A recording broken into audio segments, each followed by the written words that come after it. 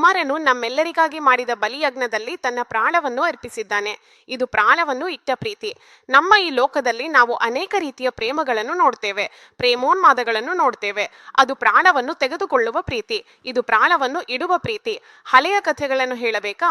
ಮಾನವರ ಪ್ರೀತಿಗಾಗಿ ನಾವು ಎಷ್ಟು ಪ್ರಯತ್ನಿಸಿದರೂ ಅದು ನಮಗೆ ಸಿಗುವುದಿಲ್ಲ.